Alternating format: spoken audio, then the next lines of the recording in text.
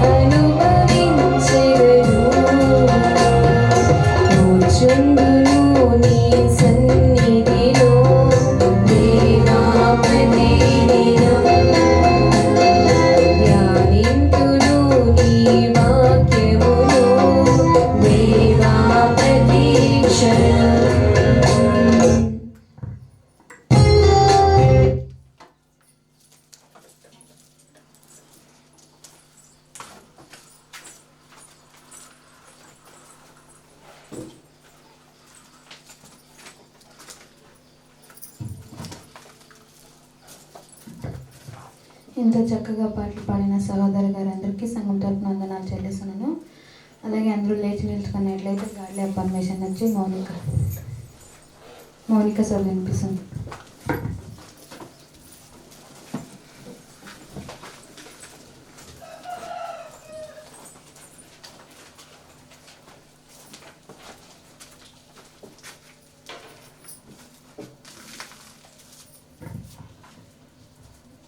నేను దేవుని కుమారుడను, నా తండ్రి ఆత్మ ఉన్నాడు.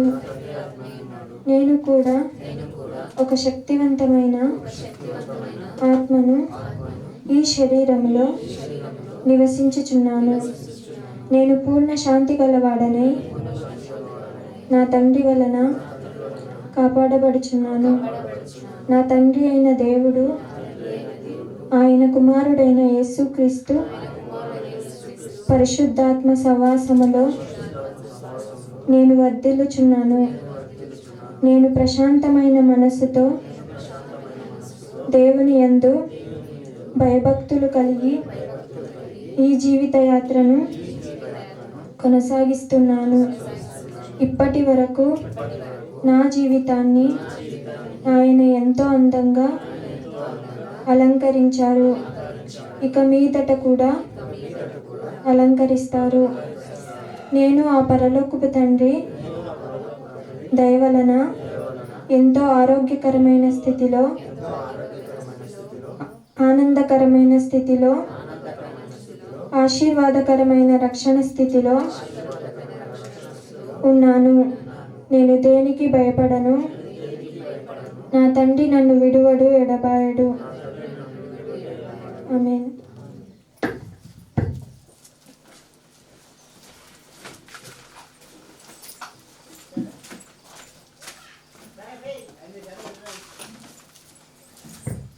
గాడ్లీ పర్మిషన్ సార్ వినిపించిన మౌనికకి సంఘం తరపున వందనాలు.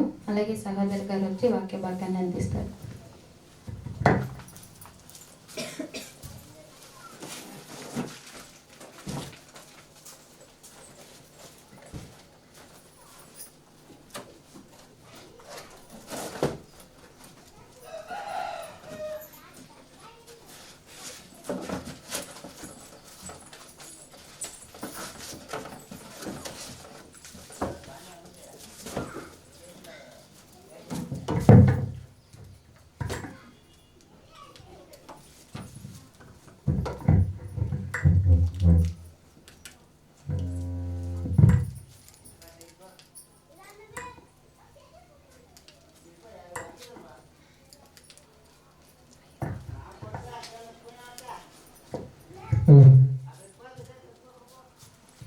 చర్య వచ్చిన నా ప్రియ సహోదరులందరికీ నా మట్టి వందనాలు చెల్లిస్తున్నానండి. ప్రార్థించుకొని వాక్య భాగంలోకి వెళ్దాము. విలువైన సందేశాన్ని ఈరోజు కూడా దేవుడు మాట్లాడతాడు అని ఎంతమంది నమ్ముతున్నారో తెలియదు, కానీ నేనైతే ఆయన యొద్ద నుండి వచ్చే మాటలు మనకు జీవపు ఊటలు అని ప్రతి ఒక్కరూ గ్రహించుకొని శ్రద్ధశక్తులు కలిగి వినాలని ప్రేమపూర్వకంగా తెలియజేస్తూ ప్రార్థించుకుందామండి. కళ్ళు మూసుకు. పరిశుద్ధుడు అయిన మా ప్రియ పరలోకపు తండ్రి, మీ ఘనమైన అతి శ్రేష్టమైన అత్యున్నతమైన నామమునకు వేలాది స్తుతులు స్తోత్రములు చెల్లిస్తున్నాము ప్రభువా. ఇంతవరకు తండ్రి మీ చలన కృపలో దాచి భద్రపరిచి సజీవ లెక్కలో ఉంచి మరొకసారి తండ్రి ఈ వారంలో తండ్రి మమ్మల్ని మీ సన్నిధి కాంతిలో ఒక దీపము లాగా తండ్రి వెలిగింప చేసిన విధానం బట్టి స్తోత్రములు చెల్లిస్తున్నాము తండ్రి. తండ్రి మేము తండ్రి మీ యొక్క వాక్యమును తండ్రి వినిచి ఉండగా, మాట్లాడుచు ఉండగా తండ్రి ఎవరో ఒకరి ద్వారా తండ్రి ఎన్నో విలువైన మాటలు మాకు వినిపిస్తూ ఉంటాయి. అది మీ మాటలుగా తీసుకొని ముందుకు వెళ్ళుటకు మా యొక్క యాత్ర జీవితాన్ని తండ్రి ప్రభువా మేము ముగించుకోవడానికి, నీతి మంత్రులుగా తండ్రి మేము తీర్చబడడానికి మీ వద్ద ఉండుటకు సహాయము చేసి మీ ఆత్మ సహాయం మరింత ఎక్కువగా మాకు అనుగ్రహించమని, మీ దీనదాసులను నిలువబడి మాట్లాడుచుండగా నన్ను మరుగు చేసి మీరే ముందుండి మాట్లాడమని ప్రార్థిస్తూ మీ యొక్క ఆత్మశక్తిని సహాయమును అందరికీ మరింత ఎక్కువగా నూరంతులుగా అనుగ్రహించమని ప్రార్థిస్తూ యేసుక్రీస్తు నామములో ప్రార్థన మనల్ని సమర్పించుకుంటున్నాం మా కన్న తండ్రి, ఆమేన్. మరొకసారి అందరికీ వందనాలు చెల్లిస్తున్నానండి.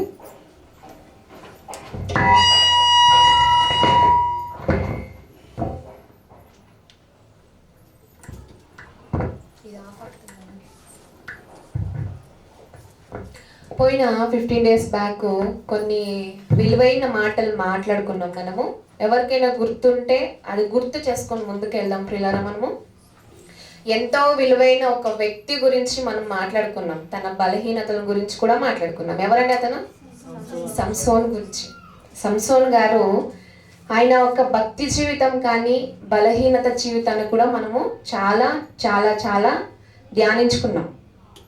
ఆయన యొక్క జీవితాన్ని మనకు నేర్పిన పాఠము ఎంతమందికి హృదయానికి తట్టిందో లేదో తెలియదు, కానీ నాకు ఆ సందర్భాలను చదువుతూ ఉన్నప్పుడు తన బలము, తన సొంత బలాన్ని తను నమ్ముకొని దేవుని ఆత్మ నుండి వచ్చే బలాన్ని విడిచిపెట్టేసి తన బలహీనతకు లొంగిపోయి దేవునికి అనానుకూలంగా అవిధేయతగా నడుచుకున్నాడు.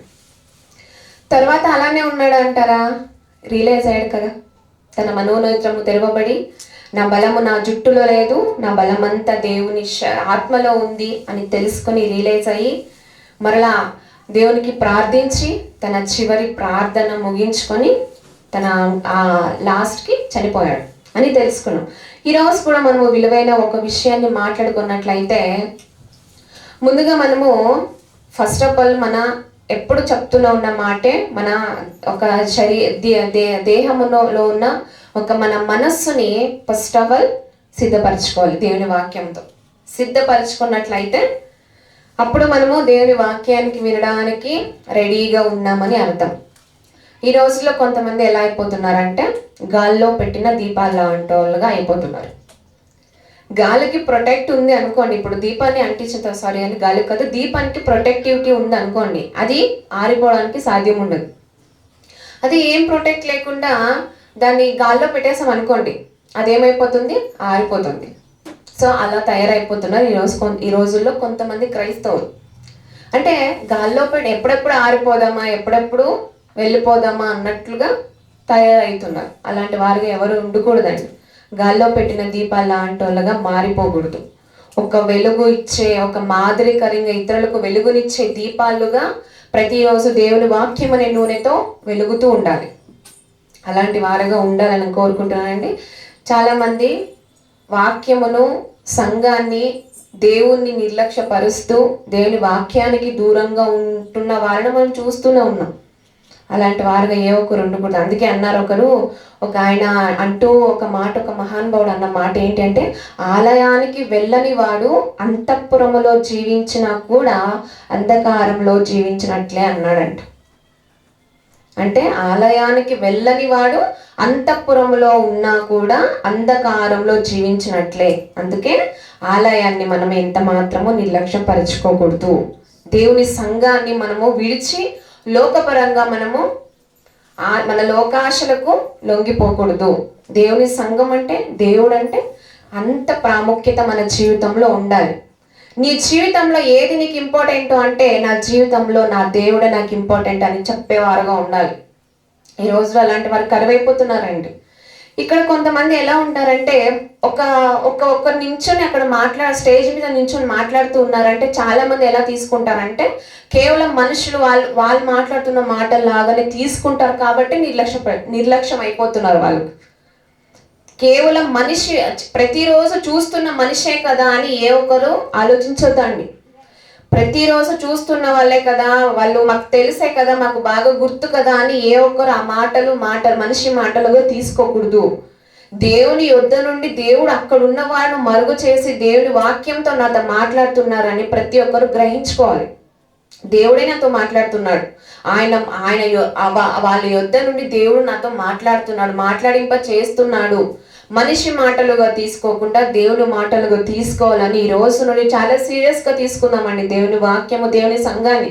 ఎందుకు మనం నిర్లక్ష్యపరచాలి? నిర్లక్ష్యం పెట్టుకోకూడదు. మన జీవితంలో ముఖ్యమైనదంటూ ఉంటే అది దేవుడు మాత్రమే ఉండాలి. దేవుని వాక్యము, దేవుని సంఘం మాత్రమే మనకు ఉండాలి. ప్రతి ఒక్కరికి అవసరతలు ఉంటాయండి. అవసరతను మించి మనం దేవుణ్ణి విడిచిపెట్టేసే వారుగా ఉండకూడదు. సో కాబట్టి గాల్లో పెట్టిన దీపాల్లాగా మారిపోకుండా ప్రొటెక్టివ్ని వాక్యం అనే ప్రొటెక్ట్ మనలో ఉండాలని కోరుకుంటూ ముందుకు వెళ్దామండి. ఈ రోజుకు ఒక విలువైన విషయాన్ని మనం మాట్లాడుకున్నట్లయితే ప్రియులారా, లూకా సువార్త 2వ అధ్యాయము. మనం ప్రతిరోజు ఎవరో ఒకరు భక్తులు మనకు కొన్ని పాఠాలను మనకు నేర్పిస్తూనే ఉంటారు. ఆ భక్తుల జీవితాలను, వారి చరిత్రలను, వారు జీవించిన ఒక భక్తి జీవితాన్ని, ఆ మాదిరిని, ఆ దారిని, వారు వెళ్ళిన దారిని మనం చూసినట్లయితే ముందుకు వెళ్దామండి. లూకా సువార్త 2వ అధ్యాయము 25వ వచనం. లూకా సువార్త 2వ అధ్యాయము 25వ వచనం అండి. యెరూషలేమునందు సుమయోనను ఒక మనుష్యుడుండెను. అతడు నీతిమంతుడును భక్తిపరుడునై ఉండి ఇశ్రాయేలు యొక్క ఆదరణ కొరకు కనిపెట్టువాడు. ఇక్కడ ఒక వ్యక్తి ఉన్నాడంట. యెరూషలేమునందు సుమయోనను ఒక మనుష్యుడుండెను. ఈ ఒక సందర్భం ఏంటి అంటే, క్రీస్తు ప్రభుల వారు పుట్టిన ఒక 8 రోజుల తర్వాత ఇది జరిగింది. ఈ ఒక మనుషుని గురించి చెప్తూ క్రీస్తు ప్రభువు అప్పుడే పుట్టాడు. పుట్టిన తర్వాత ఒక 8 days అయిన తర్వాత ఇది జరిగింది. అది జరిగింది ఏంటి అంటే, యెరూషలేమునందు సుమయోన నాకు ఒక మనుష్యుడుండెను.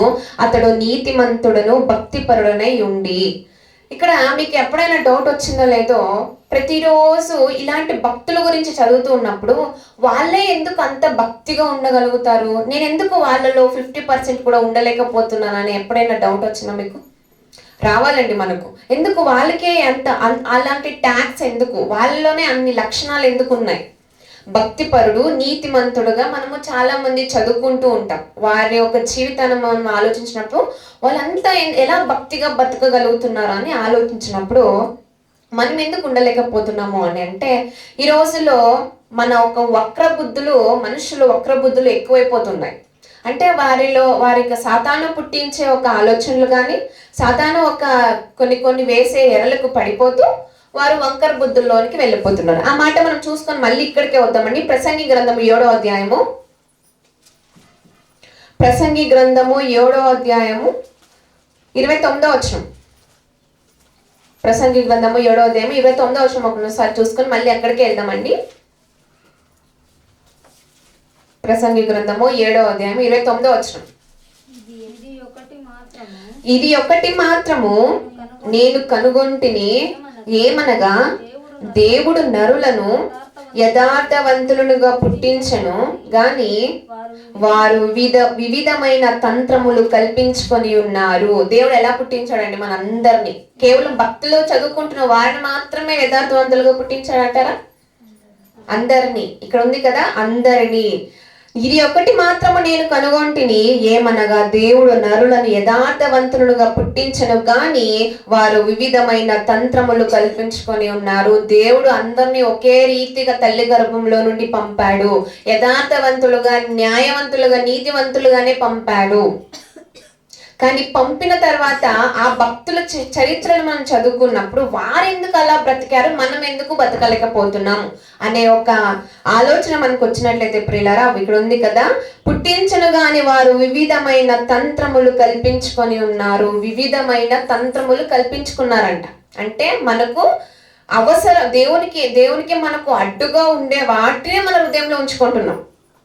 తంత్రాలు అంటే మనకు పనికిరాని విషయాలు, బలహీనతలు, మనలో ఉన్న బలహీనతలకు మనం జోడించుకుంటూ అనవసరమైనవన్నీ మన హృదయంలోనికి, మన జీవితంలోనికి తెచ్చిపెట్టుకుంటున్నాం అని చెప్తున్నాను ఇక్కడ.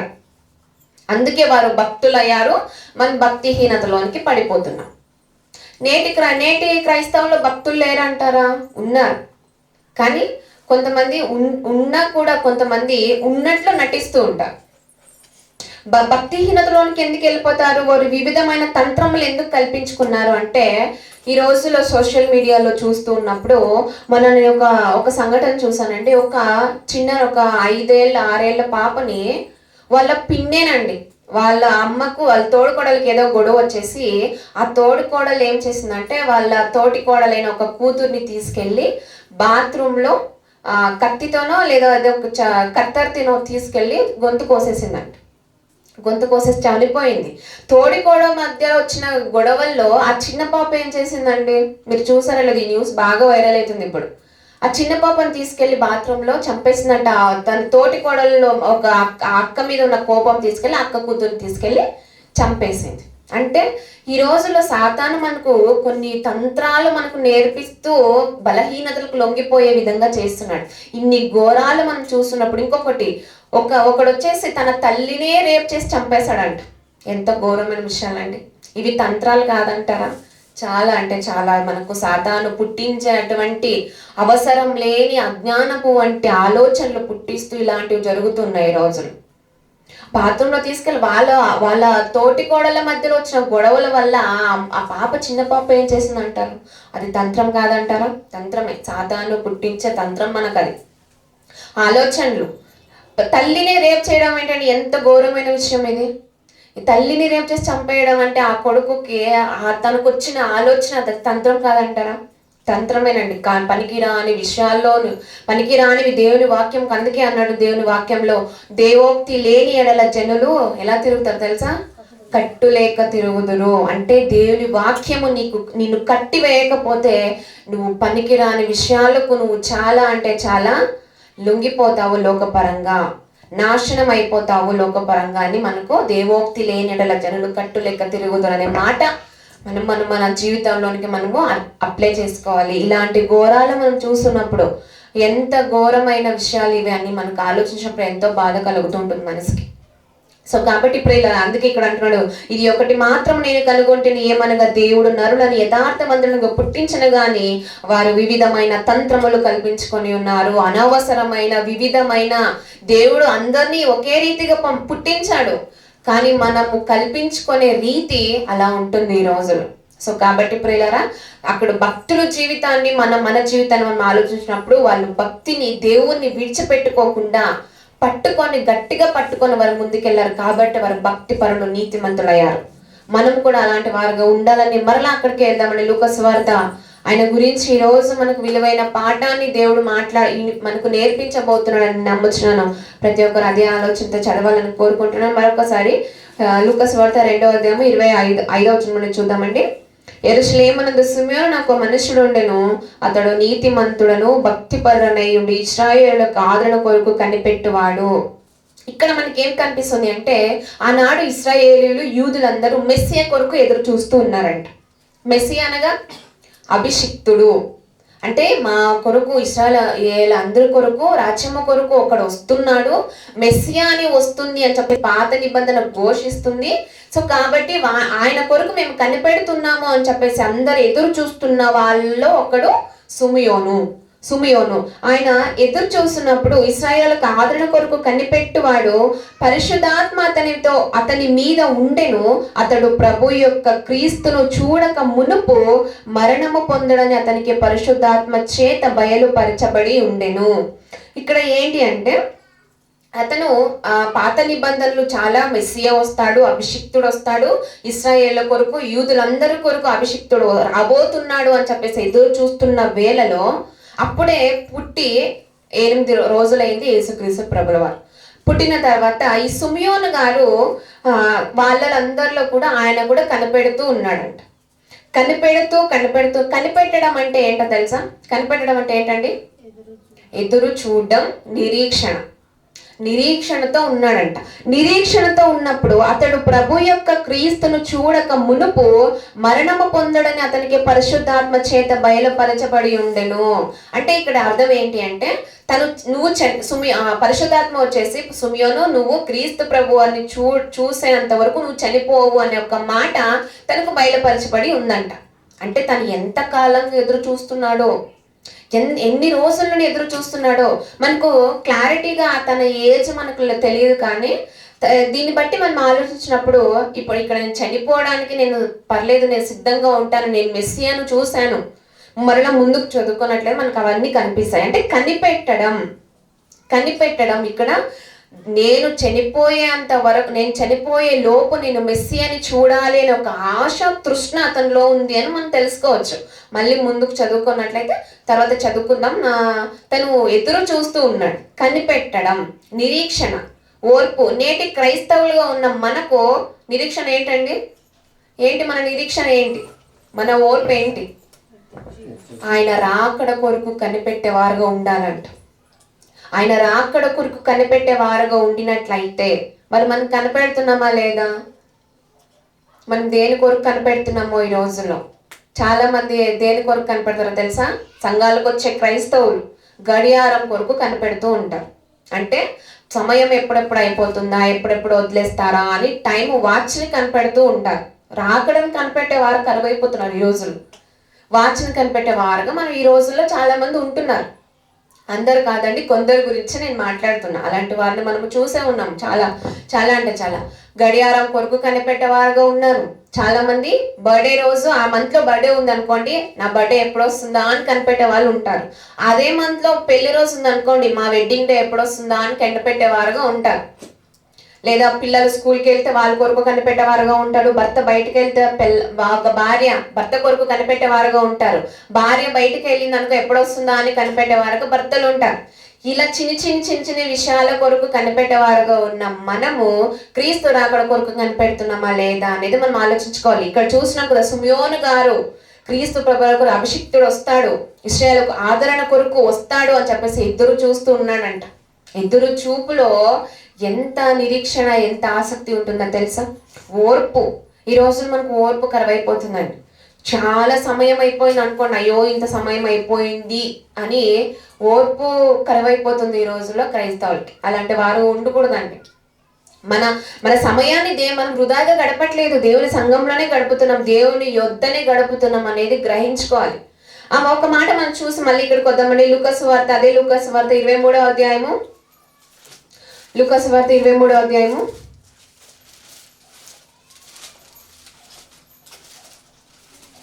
లూకాసు వార్త 23వ అధ్యాయము 50వ వచనము 51వ వచనం చదువుకుందామండి. ఇక్కడ కూడా మనకు ఒకటి కనిపిస్తారు. వారి ఇద్దరిని కూడా ఈ రోజు మనం చూసుకొని ముందుకు వెళ్దామండి. 50వ వచనము 51వ వచనం. లూకాసు వార్త 23వ అధ్యాయము 50వ వచనం. అరిమతయ్యను యూదుల పట్టణపు సభ్యుడైన యోసేఫు అని ఒకడు ఉండెను. ఎవరండి ఇక్కడ? యోసేఫు అంటే అరిమతయ్య యోసేఫు. యోసేఫు వేరు, అరిమతయ్య యోసేఫు. ఇతని గురించి మనం ఎప్పుడు మాట్లాడుకోలేదు, కానీ వినే ఉంటారని నేను అనుకుంటున్నా. ఎప్పుడైనా మాట్లాడుకుందామండి. అరిమతయ్య అని యూదుల పట్టణపు సభ్యుడైన యోసేఫు అని ఒకడు ఉండెను. అతడు సజ్జనుడను నీతిమంతుడనై ఉండి వారి ఆలోచనకు వారు చేసిన పనికిని సమ్మతింపక దేవుని రాజ్యము కొరకు కనిపెట్టుచుండిన వాడు. ఇక్కడ కూడా మనకు నీతిమంతుడుగా ఆయన కనిపిస్తున్నాడు. కొన్ని క్వాలిటీస్, కొన్ని లక్షణాలు మనకు కనిపిస్తూ ఉన్నారు. అందుకే నేను అన్నాను, భక్తులు ఎందుకు అలాంటి ట్యాక్స్ లక్షణాలు వాళ్ళకి వచ్చాయి, మనకి ఎందుకు రాలేదు అని ఆలోచించుకోవాలని నేను కోరుకుంటున్నా. తంత్రముల్లోనికి మనం వెళ్ళిపోకూడదు, సాతాను పుట్టించే తంత్రాల్లోనికి మనం వెళ్ళిపోకుండా దేవుని వాక్యం ప్రొటెక్ట్ యొద్ద మనం ఉండాలని కోరుకుంటూ, ఇక్కడ కూడా అరిమతయ్య ఆయన యూదుల పట్టణపు సభ్యుడైన యోసేఫు అని ఒకడు ఉండెను. అతడు సజ్జనుడు నీతిమంతుడనై ఉండి వారి ఆలోచనకు వారు చేసిన పనికి సమ్మతింపక దేవుని రాజ్యము కొరకు కనిపెట్టుచుండేవాడు. దేవుని రాజ్యం కొరకు కనిపెడుతున్నాడంట. మనము పనికి రాని విషయాల కొరకు కనిపెడుతున్నాం. మనము వీరిని చూసి మనము బుద్ధి తెచ్చుకోవాలి. దేని కొరకు నా ఒక కనుచూపు ఈ రోజులో ఉంది అనేది ఆలోచించుకోవాలి. దేవుని రాకడ కొరకు ఉందా లేదా అనేది మనము చూసుకోవాలండి. అలా అక్కడికే మళ్ళీ ఒకసారి చదువుకుందామండి. అరిమతయ్య అని యూదుల పట్టణపు సభ్యుడైన యోసేఫు అని ఒకడు ఉండెను. అతడు సజ్జనుడు నీతిమంతుడనై ఉండి వారి ఆలోచనకు వారు చేసిన పనికి సమ్మతింపక దేవుని రాజ్యము కొరకు కనిపెట్టుచుండేవాడు. దేవుని రాజ్యము కొరకు మన కనుచూపు ఈ రోజులో ఉండాలని వీరి ఇరువురు మనకు నేర్పిస్తున్నారు. మరి ఎలా ఏంటి అనేది 2వ పేతురు రాసిన పత్రిక 3వ అధ్యాయము చూద్దామండి. ఒకసారి మళ్ళీ చూసి ఇక్కడికే వద్దాము. 2వ పేతురు 3వ అధ్యాయము. 2వ పేతురు రాసిన పత్రిక 3వ అధ్యాయము 10వ వచనం అండి. ఆయన రాకడ ఏంటి, ఎలా వస్తుంది అనేది ఇక్కడ చూసుకొని మళ్ళీ అక్కడికి వెళ్ళాము. 2వ పేతురు రాసిన పత్రిక 3వ అధ్యాయము 10వ వచనం.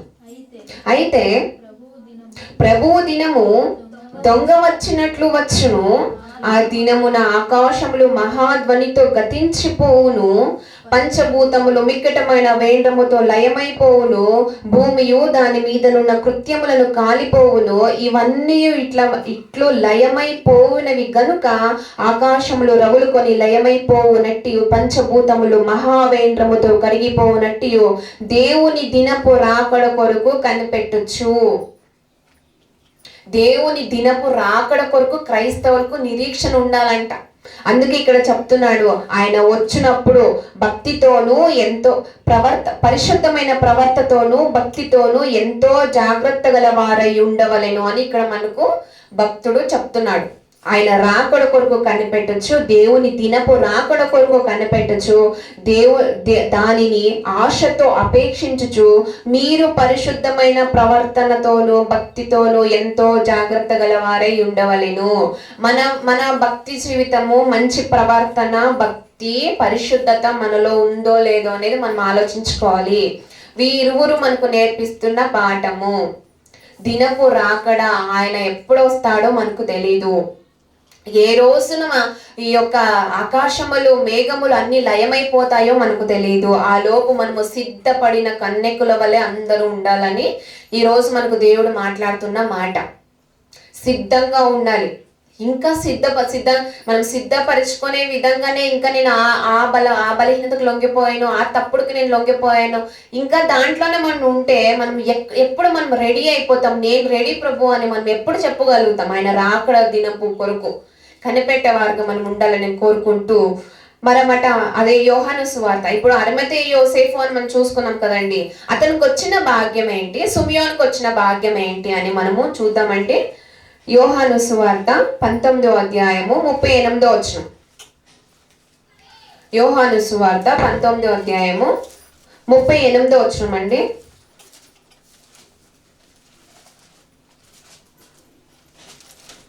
అధ్యాయము 38వ వచనం.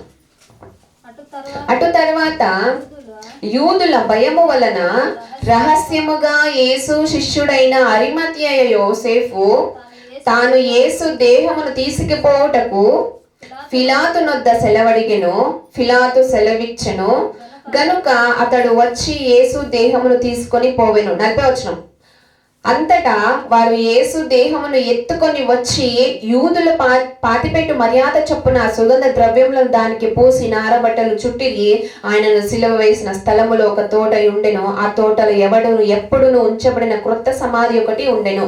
ఆ సమాధి సమీపంలో ఉండెను గనుక ఆ దినమున యూదుల సిద్ధపరుచు దినమైనందున వారు అందులో యేసును పెట్టిరి. ఈ సందర్భంలో చదివిన తర్వాత, ఆయన చనిపోయిన తర్వాత అరిమతయి అయిన యోసేఫు ఒకడు రహస్యముగా వచ్చి పిలాతు వద్దకు వచ్చి, అయ్యా నాకు ఈ యొక్క శవాన్ని నాకు ఇచ్చేసేయండి, నేను సమాధిలో ఉంచుతాను అని చెప్పేసి తీసుకెళ్ళి అక్కడ తన చేతులతో ఎత్తుకున్నాడంట. ఇది మనకి ఇంపార్టెంట్. ఈరోజు ఎత్తుకున్నాడు. సిమియోను గారు కూడా తన పుట్టుక ప్రారంభంలో, యేసుక్రీస్తు పుట్టుక ప్రారంభంలో కూడా తన ఆయనను శిశువుగా ఉన్నప్పుడు ఆయనను ఎత్తుకున్నాడని మనం ఇప్పుడు చదువుకుందాము. ఇక్కడ కూడా అరిమతయి యోసేఫు కూడా తన చేతులతో ఎత్తుకొని వారి దేహమును, యేసు దేహమును ఎత్తుకొని వచ్చి యూదులు పాతిపెట్టు మర్యాద చొప్పున ఆ సుగంధ ద్రవ్యము దానికి పూసి నారబట్టలు చుట్టిరి. ఎత్తుకున్నాడు చేతులతో. ఇక్కడ కూడా చూద్దామండి. లూకాసు వార్త అదే 2వ అధ్యాయం 25వ వచనం చదువుకుందాం. అక్కడ ముందుకు వెళ్దాం మనము. ఎత్తుకున్నాడు అని ఒకటి మాత్రం గుర్తుంచుకోండి. లూకాసు వార్త 2వ అధ్యాయము 25వ వచనం, 26వ వచనం చదువుకుందాం. అతడు ప్రభు యొక్క క్రీస్తును చూడక మునుపు మరణము పొందడని అతనికి పరిశుద్ధాత్మ చేత బయలుపరచబడి ఉండెను. ఆత్మవశుడై అతడు దేవాలయములోనికి వచ్చెను. అంతట ధర్మశాస్త్ర పద్ధతి చొప్పున ఆయన విషయమై జరిగించుటకు తల్లిదండ్రులు శిశువైన యేసును దేవాలయంలోనికి తీసుకొని వచ్చిన అతడు తన చేతులలో ఆయనని ఎత్తుకొని దేవుని స్తుతించుచు ఇట్లా నేను అక్కడ అరిమతే యోసేపు కూడా ఆయన దేహముని ఎత్తుకొని అక్కడ సమాధిలో ఉంచాలని చెప్పేసి తన చేతులతో ఎత్తుకొని అరిమతే యోసేపు వెళ్ళాడు. ఇక్కడ కూడా సిమియోను గారు కూడా శిశువుగా ఉన్న యేసుక్రీస్తుని అంటే వీళ్ళిద్దరికి లింక్ ఏంటి అని మనం ఆలోచించినట్లయితే ప్రియులారా, సిమియోను గారు యేసుక్రీస్తు ప్రారంభంలో శిశువుగా ఉన్నప్పుడు ఆయన ఎత్తుకున్నాడు. అరిమతి యోసేఫు గారు తన చనిపోయిన తర్వాత తన శవాన్ని ఎత్తుకునే భాగ్యం తనకు వచ్చింది. తన శవాన్ని ఎత్తుకునే భాగ్యం ఎంతమందికి ఉంటుందండి? మెస్సియాని చూడాలి, తను ఎత్తుకోవాలి, తనతో మాట్లాడాలి అని చెప్పేసి ఈ రోజు మనకు అనిపిస్తూ ఉంటుంది, ఆ రోజుల్లో నేను కూడా పుట్టి ఉంటే క్రీస్తు ప్రభువుని చూసి ఉండేవాళ్ళేమో అని చెప్పేసి కొంతమంది నేను కూడా అనుకున్నానండి. అలా అనుకుంటారు. అక్కడ కూడా అరిమతి యోసేపు తన దేహమును చేతులతో ఎత్తుకున్నాడు. ఇక్కడ కూడా యేసును దేవుని తీసుకొని వచ్చినప్పుడు అతడు తన చేతులలో ఆయనను ఎత్తుకొని దేవుణ్ణి స్తుతించుచు ఇట్లా నేను నాదా ఇప్పుడు నీ మాట చొప్పున సమాధానముతో నీ దాసుని పోనిచ్చుచున్నావు. నాదా అనగా యజమానుడా. అంటే శిశువుగా ఉన్నా కూడా ఎంత భక్తితో తను స్తుతిస్తున్నాడు. ఆ శిశువును చూసి ఎంత సంబరపడిపోతున్నాడు సిమియోను గారు, ఎంత సంబరపడిపోతున్నాడు.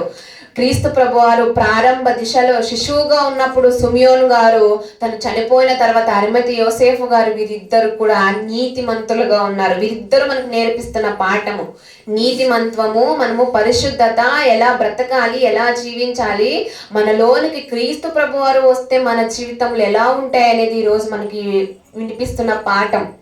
అలాగే ముందుకు చూసుకుందాం. నాదా ఇప్పుడు నీ మాట చప్పున సమాధానముతో నీ దాసుని పోనిచ్చుచున్నావు. అంటే ఇన్ని రోజుల నుండి నా ఎదురు చూపులు ఈ రోజు ఫలించాయి. దీన్ని బట్టి మనం ఆలోచించినట్లయితే తను కొంత వృద్ధుడు అయ్యుండొచ్చు అని బైబిల్ పండితులు ఈరోజు చెప్తూ ఉంటారు. ఇక్కడ క్లారిటీగా ఏజ్ అయితే మెన్షన్ చేయలేదండి. అంటే దీన్ని మనం ఆలోచించినట్లయితే నాదా ఇప్పుడు నీ మాట చొప్పున సమాధానంతో నీ దాసుని పోనిచ్చుచున్నావు. అంటే ఇప్పుడు నేను చనిపో నాకు పరిశుద్ధాత్మ ద్వారా నాకు మాట వచ్చింది ఏంటి అంటే మెస్సియను చూడక మునుపు నువ్వు మరణము కావు అనే మాట ఈరోజు నాకు ఇక చనిపోయినప్పటికీ కూడా నాకు ఏం పర్లేదు, నేను సంతోషంతో వెళ్ళిపోతాను అన్నట్లుగా దీని భావం మనకు అర్థమవుతూ ఉంటుంది. నేను చనిపోయినా పర్లేదు, నేను మెస్సియని చూశాను, అభిషక్తిని చూశాను, ఎత్తుకున్నాను అని చెప్పేసి ఇక్కడ అలాగే ముందుకు చదువుకుందామండి. నాదా ఇప్పుడు నీ మాట చొప్పున సమాధానంతో నీ దాసుడు అంటే తన యజమానుడుగా భావిస్తున్నాడు క్రీస్తు ప్రభువారిని. ఆ శిశువుని చేతులతో ఎత్తుకొని యజమానుడిగా భావిస్తూ నీ దాసుడు అంటే సిమియోను గారు నేను దాసుని అని చెప్పేసి అక్కడ అప్పగించుకుంటున్నాడు ఆ శిశువుకి. కేవలం శిశువుగానే చూడట్లేదు, అభిషిక్తుడు అప్పుడే రాజుగా చూసేస్తున్నాడండి సిమియోను గారు. వారిలో ఉన్న లక్షణాలు ఈరోజు మనకు ఉన్నాయో లేదో అని మనం ఆలోచించుకోవాలి. ముందుకెళ్దామండి. అలాగే 32వ వచనము, అన్యజనులకు నిన్ను బయలుపరచుటకు వెలుగుగాను నీ ప్రజలైన ఇశ్రాయేలుకు మహిమగాను నీవు సకల ప్రజల ఎదుట సిద్ధపరచిన నీ రక్షణ నేను కన్నులారా చూచితిని. నీ రక్షణను నేను శిశువుగా ఉన్న నిన్ను ఇశ్రాయేలు అందరి కొరకు ప్రజలందరి కొరకు నువ్వు చేసిన రక్షణ నేను కన్నులారా చూస్తున్నాను అని చెప్పేసి మురిసిపోతున్నాడంటే సిమియోను గారు. మురిసిపోతూ అలాగే ముందుకు చదువుకుందామంటే సిద్ధపరచని నీ రక్షణ నేను కన్నులారా చూచితిని. 33వ వచనము, యోసేపును ఆయన తల్లియు ఆయనను గూర్చి చెప్పబడిన మాటను విని ఆశ్చర్యపడిరి.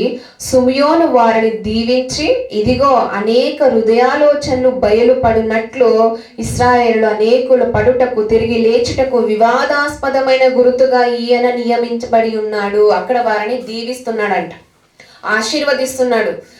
ఎంత మురిసిపోయి ఉంటాడు, ఎంత సంతోషంతో తనలో తానే గంతులు వేసుకొని ఉంటాడు సిమియోను గారు. ఎందుకంటే తన నా మరణము అయిపోయేలోపు అభిషిక్తుని చూడాలని ఒక ఆశ కనిపెడుతూ ఉన్నాడు క్రీస్తు కొరకు. ఈరోజు మనకు కనిపెట్టుట దేని ఎందు ఉంది అనేది మనం ఆలోచించుకోవాలండి. దేవుని రాకడ అనేది క్రైస్తవులకు ముద్ర పడిపోవాలి వారి హృదయంలో. క్రీస్తు ప్రభువారు ఎప్పుడు వస్తాడు, ఎప్పుడు నన్ను తీసుకెళ్తాడని ఒక ఆలోచన అనే ఒక ముద్ర మనలో ఉండాలని కోరుకుంటున్నానండి. అందుకే ఇక్కడ కూడా దీవించిన తర్వాత ఇశ్రాయేలు అనేకులు పడుటకు తిరిగి లేచుటకు వివాదాస్పదమైన గుర్తుగా ఈయన నియమింపబడి ఉన్నాడు. మరియు నీ హృదయంలోనికి ఒక ఖడ్గము దూసుకొని పోవాలని ఆయన తల్లి అయిన మరియతో చెప్పాను. ఖడ్గము అనగా ఎందుకు ఆ మాట అన్నాడు తెలుసా? క్రీస్తు ప్రభువారు అక్కడ దీవించేశాడు. తన చేతులతో శిశువుని దీవించి వారి తల్లిదండ్రులు కూడా దీవించిన తర్వాత తల్లి మరియతో చెప్తున్నాడు, ఈ మరియు నీ హృదయములోనికి ఒక ఖడ్గము దూసుకొని పోనని ఆయన తన తల్లి అయిన మరియతో చెప్పాను. అంటే నీ హృదయంలో ఒక ఖడ్గం వెళ్ళిపోతుంది. అంటే ఒక ఖడ్గం ఒక చాకుతో పొడిచినట్లు ఒక భావాన్ని నువ్వు ఆ ఒక బాధను నువ్వు పొందుతావు అనే ఒక మాట ఇండైరెక్ట్ గా మాట్లాడుతున్నాడు మరియమ్మ గారితో, సుమియోని గారు. అంటే ఇప్పుడు క్రీస్తు ప్రభువారు సిలువేసిన తర్వాత తన తల్లి అక్కడే ఉండి ఎంత క్షోభ అనుభవించుంటుందో కదండి. అదే మాట ముందుగానే ఒక ప్రవచిస్తున్నాడు సుమియోన్ గారు, చెప్తున్నాడు ముందుకి నువ్వు ఒక ఖడ్గం వెళ్ళిపోతుంది అని. అప్పట్లో మరియమ్మ గారికి అర్థమైందో లేదో మనకైతే తెలియదు. అంటే తన ప్రవచనగా ఉన్నాడు, కనిపెట్టేవాడుగా ఉన్నాడు. చాలా అభిషక్తిని చూసి సంబరపడుతూ తనలో తాను గంతులు వేసుకుంటే తనకు నాతో ఒక దేవుణ్ణి చూశాడు. ఇక్కడ కూడా నేను ఇక్కడ ఒక మాట చదువుకుందామంటే అదే ముందుకు అంతటా 27వ వచనం, ఇక్కడ కాదు 25వ వచనం కిందకు, పరిశుద్ధాత్మ అతని మీద ఉండెను, అతడు ప్రభు యొక్క క్రీస్తును చూడక మునుపు మరణము పొందుడని అతని పరిశుద్ధాత్మ చేత బయలుపరచబడి ఉండెను. అంటే పరిశుద్ధాత్మ అతనిలో ఆల్రెడీ ఉందంట. పరిశుద్ధాత్మ అక్కడే ఉంది, చేతుల్లో శిశువు ఉన్నాడు. అలాగే ఇక్కడ నాదా ఇప్పుడు నీ మాట చొప్పున సమాధానంతో నీ దాసుని పోనిచ్చుచున్నావు. 28వ వచనం అంటే యేసును దేవాలయమునకు తీసుకుని వచ్చినప్పుడు అతడు తన చేతులలో ఆయనను ఎత్తుకొని దేవుణ్ణి స్తుతించుచు ఇట్లా, నేను పరిశుద్ధాత్మ అతని మీదే ఉంది, చేతుల్లో శిశువు ఉన్నాడు క్రీస్తు ప్రభువారు. తర్వాత శిశువుని చేతుల్లో పెట్టుకొని దేవుణ్ణి స్తుతిస్తున్నాడు, యెహోవా అయిన దేవుణ్ణి స్తుతిస్తున్నాడు. అంటే అక్కడ ముగ్గురు కూడా ఆయనలోనే ఉన్నట్టుగా ఆయన భావించుకొని సంబరపడిపోతున్నాడు. ముగ్గురు కూడా అక్కడే ఉన్నట్లుగా ఆయన పరిశుద్ధాత్మ ఆయనలో ఉంది, చేతుల్లో శిశువు ఉన్నాడు, కానీ హృదయంలో దేవుని స్మరిస్తుంటున్నాడు సుమియోను గారు. ఇలాంటి మూడు ఒక స్మరణకు ఆయన ఎంత పొంగిపోయి ఉంటాడో మనం ఆలోచించుకోవాలి. ఒక అభిషిక్తుడు రాకడ కొరకు ఎంత కనిపెట్టుకొని దేవునికి అనుకూలంగా బ్రతకాలి అని ఆ ఉద్దేశము మనకి ఈరోజు పాఠం నేర్పిస్తుంది ప్రియులారా. పరిశుద్ధాత్మ అక్కడే ఉంది, ఆయనలోనే ఉంది, శిశువు చేతుల్లోనే ఉన్నాడు. ఆ రెండుని ఉంచుకొని దేవుని స్తుతిస్తున్నాడు. ఇలాంటి స్తుతి అనగా దేవునికి ఈ రోజులో చాలా మంది క్రైస్తవులు ఎలా ఉంటారు, దేవుని పాట పాడాలన్నా ప్రార్థన చేయాలన్నా దేవుని సంఘానికి రావాలన్నా కూడా చాలా మంది సిగ్గుపడిపోతూ ఉంటారంట. అలాంటి వారికి ఉండకూడదండి. మన స్తుతించుచు ఎంత భక్తులు ఎంత ఘనతగా దేవుడు అనగానే వచ్చిన అవకాశాన్ని ఎంత మాత్రము విడిచిపెట్టే వారుగా ఉండలేదు వాళ్ళు కలిగిన లక్షణాలు. అందుకే వారు భక్తి పరులు నీతిమంతులయ్యారు. మనకు కూడా వచ్చిన అవకాశాన్ని ఎంత మాత్రం మనం దుర్వినియోగపరచుకోకూడదు. చాలా మందికి ఇలాంటి అవకాశాలు ఉండవండి. దేని ఎందుకు మనం వెనక అడగ వేయక, పాటలు ఎందుకు కానీ, ప్రార్థనలు ఎందుకు కానీ, వాక్యము చదువుట ఎందుకు కానీ ఎంత మాత్రం వెనక అడగ వేయకూడదు. అక్కడ స్మరిస్తూ, అంటే దీన్ని బట్టి మనకు అర్థమయ్యేది ఏంటి అంటే ఆయన రాకడ కనిపెట్టాడు, పరిశుద్ధాత్మతో నిండి ఉన్నాడు, చేతుల్లో అభిషక్తిని ఉంచుకున్నాడు, దేవుని స్తుతిస్తున్నాడు. ఇలాంటి వారు మనకు ఎంత గొప్పగా పాఠం నేర్పిస్తున్నప్పుడు మనం ఎలా బ్రతకాలండి? వారిలో ఒక 90% అయినా మనము బ్రతకడానికి మనం ప్రయత్నించాలి కదా. కాబట్టి ప్రియులారా, అలాంటి వారుగా ఉండాలి. అక్కడ అరిమతయి యోసేఫ్ కూడా ప్రారంభ దశలో సుమియోను గారు ఎత్తుకున్నాడు, తన చివరి ఘట్టంలో అరిమతయి యోసేఫ్ గారు తన చేతులతో ఎత్తుకున్నాడు. అలాంటి భాగ్యాన్ని ఆ రోజు ఇరువురు పొందుకున్నారు. మరి మనకి ఈ రోజులు ఉన్న భాగ్యం ఏంటో తెలుసా? మనకి ఇప్పుడు తను శిశువుని ఎత్తుకున్నాడండి, అభిషక్తిని ఎత్తుకున్నాడు సుమియోను గారు. అరిమతయి యోసేఫ్ గారు తన శవాన్ని ఎత్తుకొని సమాధిలో ఉంచడానికి, అంటే ఎత్తుకునే భాగ్యము వారికి వచ్చింది అని మనకు అర్థమవుతుంది. ఎత్తుకున్నారు, వారిని దేవుని స్తుతించారు. ఎంతో అరిమత యోసేపు బాధతో ఎత్తుకున్నప్పటికీ కూడా సిమియోను గారు సంతోషముతో, అయ్యో నేను చూసేశాను, నా మరణం ఇప్పుడు అయిపోయినా పర్లేదు, నా కనిపెట్టుట ఎందు, నా నిరీక్షణ నాకు ఫలించింది, అభిషక్తిని నేను చూసానని ఒక ఆశ, తృష్ణ ఆయనలో మనకు కనిపిస్తుంది. ఈ రోజు మనకు కలిగిన భాగ్యం ఏంటో తెలుసా? ఈరోజు వారు ఎత్తుకున్నారని మనం ఆలోచిస్తున్నాం కదా. ఈరోజు మనం ఎత్తుకోవడమే కాదు కానీ తింటున్నామండి, తాగుతున్నాం. ఆయన దేహమును రొట్టెకు సాదృశ్యముగా తినట్లేదా? ఆయన రక్తమును ద్రాక్షారసంగా మనం తాగట్లేదా? వారు కేవలం ఎత్తుకోలేం అంతే కానీ మనం తింటున్నాం, తాగుతున్నాం. అందుకే నేనే జీవాహారం అన్నాడు యేసుక్రీస్తు ప్రభువారు. అందుకే మరి ఇలా ఉన్నప్పుడు ఎందుకండి మనం నిర్లక్ష్యపరచాలి దేవుణ్ణి? ఆయన ప్రొటెక్టివిటీ అనేది మనకు లేకపోతే, ఇప్పుడు ఫర్ ఎగ్జాంపుల్ ఒకటి చెప్పి నేను ముగిస్తానండి. ఒక కవర్తో చుట్టబడి ఉన్న ఒక చాక్లెట్ ఉంది, కవర్ లేనిది ఒక చాక్లెట్ ఇంకొకటి పక్కన ఉంది, దానికి చుట్టబడిన కవర్ ఉంది, దానికి కవర్ లేని చాక్లెట్ ఒకటి ఉంది అనుకోండి. ఇప్పుడు ధూళి, దుమ్ము, చీమలు, పనికిరానివన్నీ దేనికి మెత్తుకుంటాయి? కవర్ లేని దానికి వచ్చి మెత్తుకుంటాయి. ఎందుకంటే దానికి లేదు, ప్రొటెక్టివిటీ లేదు. ఇక్కడ ప్రొటెక్టివిటీ ఉంది, కవర్ ఉంది కాబట్టి దాన్ని ఏది కూడా టచ్ చేయలేదు. అంటే ఈరోజు కూడా మనకు కూడా దేవుని వాక్యం అనే ప్రొటెక్ట్ మనకు లేకపోతే పనికిరానిదంతా మన శరీర మాలిన్యం, ఆత్మకు మాలిన్యం అంటుకోదా? మరి ఆలోచించండి, అంటుకోదంటారా? అంటుకుంటుందండి. అంటే ఆయన దేహమునకు సాదృశ్యంగా రొట్టెని తీసుకుపోచుండగా, ఆయన రక్తమునకు సాదృశ్యంగా మనము ద్రాక్షరసం తీసుకుపోచుండగా, మనము మలినాన్ని మనం అంటించుకోకుండా ఒక ప్రొటెక్టివిటీ, వాక్యం అనే ప్రొటెక్టివిటీ మనం ప్రతిరోజు మనం పొందుకోవాలి కదా. ఎందుకు మనం దేవుని నిర్లక్ష్యపరచాలి అనేది ఈ రోజు మనకు దేవుడు అడుగుచున్న ప్రశ్న అని నేను అనుకుంటున్నానండి. కాబట్టి ప్రియులరా, దేవుని వాక్యము అనే ప్రొటెక్ట్ మనకు ఉండాలి. దేవుని సంఘాన్ని నిర్లక్ష్యపరచుకోకూడదు. దేవునికి ఇష్టం లేని పనులు మనం ఎంత మాత్రం చేయకూడదు. ఆ రోజు అరిమత యోసేపు గారు నీతిమంతులుగా ఉన్నారు. సిమియోను గారు కూడా కనిపెట్టుట కొరకు ఎంత మాత్రము కరిగిపోకుండా తన జీవితాన్ని దేవుని కొరకు సమర్పించుకున్నాడు. ఈ రోజు కూడా మన జీవితాల్లో మనం ఎలా ఇస్తున్నాం దేవునికి? ఎలా మనము ప్రతి వారము తప్పించుకోకూడదండి దీనికి. ఎందుకు తెలుసా? ద్రాక్షరసాన్ని, ఆయన ఒక రొట్టెను, ఆయన ఒక దేహమును మనం తీసుకుపోచుండగా ప్రొటెక్టివిటీ మనం మిస్ అయిపోతున్నాం. సో కాబట్టి ఆయన మనం తీసుకుంటూ ఉన్నప్పుడు దానికి మిస్ అయిపోకుండా ప్రొటెక్టివిటీ ఎప్పటికప్పుడు మనం చేసుకుంటూ ఉండాలి. దానికి ఆ కవర్ ఉంది కాబట్టి అది సేఫ్గా ఉంది, కవర్ లేదు కాబట్టి దానికి పనికిరానివన్నీ వచ్చి అంటుకొనేస్తున్నాయి. మనకు వాక్యం అనే ప్రొటెక్టివిటీ మన ఆత్మకు చాలా ఇంపార్టెంట్ కాబట్టి మన ఒక ఆత్మని ఇలా ప్రొటెక్ట్ చేసుకోవాలని నేను కోరుకుంటూ నా యొక్క మాటలు ముగిస్తున్నానండి. కళ్ళు మూసుకొని ప్రార్థించుకుందాం. పరిశుద్ధుడైన మా ప్రియ పరలోకపు తండ్రి, మీ ఘనమైన అతి శ్రేష్టమైన అత్యున్నతమైన నామమునకు వేలాది స్తుతులు స్తోత్రములు చెల్లిస్తున్నాము ప్రభువా. సకల సృష్టికి కారణభూతుడా, పవిత్రుడా, పరిశుద్ధుడా తండ్రి ప్రభువా, మిమ్మల్ని ఎలా స్తుతించిన తండ్రి మేము తక్కువే గనుక తండ్రి ప్రభువా, ఈరోజు మాకు నేర్పించిన ఇరువురు తండ్రి మాకు ప్రభువా పాఠములుగా తండ్రి మేము తీసుకుంటకు మాకు సహాయం చేయండి. అవును తండ్రి, సిమియోను గారు ప్రభువా, మీరు మీ యొక్క పరిశుద్ధాత్మ ద్వారా తండ్రి ఆయనకు తెలియజేశారు, అభిషక్తిని చూడక మునపు నువ్వు మరణము కావు అనే ఒక మాట తండ్రి. తన ఎదురు చూపులో తండ్రి కనిపెట్టుట కొరకు ఎంత మాత్రమో సోలిపోలేదు ప్రభువా. అలాగే తండ్రి ప్రభు వారి చేతులతో ఎత్తుకుని తండ్రి ఎంతో తండ్రి వారు మురిసిపోయి ఉండొచ్చు. కానీ తండ్రి ఈరోజు మేము కూడా ప్రభువ క్రైస్తవులుగా తండ్రి కొనసాగుతున్న మమ్మల్ని కూడా తండ్రి ప్రభువ మీరు మీ యొక్క దేహము ద్వారా, రక్తము ద్వారా తండ్రి మేము తింటూ త్రాగుచూ ఉన్న మేము ప్రభువ మీకు ఏదైనా ద్రోహము చేసేవారుగా ఉన్నామేమో మేము కనిపెట్టుకున్నటకు సహాయము చేయండి ప్రభువా తండ్రి. మేము పరీక్షించుకున్నటకు సహాయము చేయండి.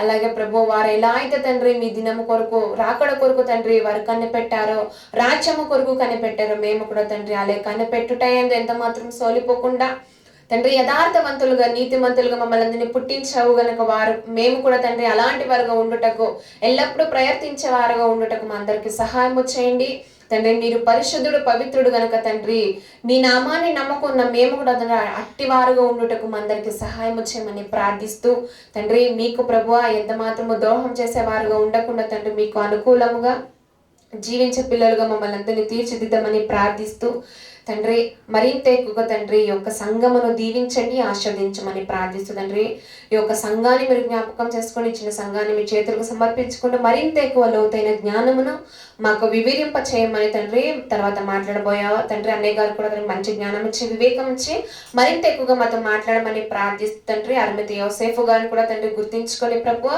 వారి యొక్క ఇరువురు తండ్రి మేము మరి హృదయంలో ఉంచుకొని ముందుకు వెళ్ళటకు సహాయం చేయమని ప్రార్థిస్తూ ఘనత మహిమ ప్రభువులు మీ ఒక్కరికి చెల్లిస్తూ మా కొరకు రానే ఉన్న మా ప్రియ రక్షకుడు మీ ప్రియ కుమారుడైన యేసుక్రీస్తు ప్రభువారి పేరటి ప్రార్థన మనం సమర్పించుకుంటున్నాం మా కన్న తండ్రి. ఆమేన్ ఆమేన్. అందరికీ వందనాలండి. Thank you. God bless you.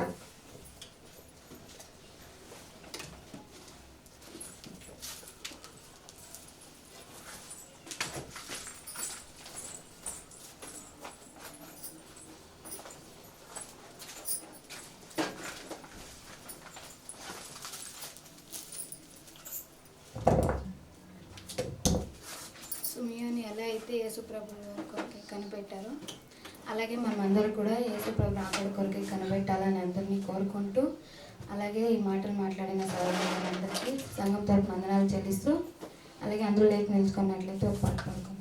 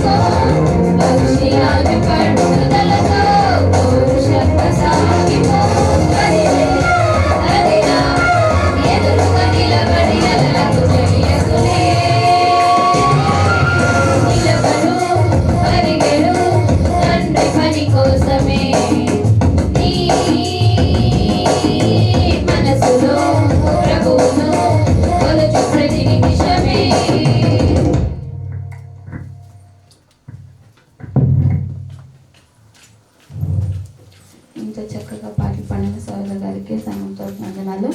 అలాగే ఈ సమయాన్ని అన్నయ్య గారికి అప్పగిస్తున్నాను.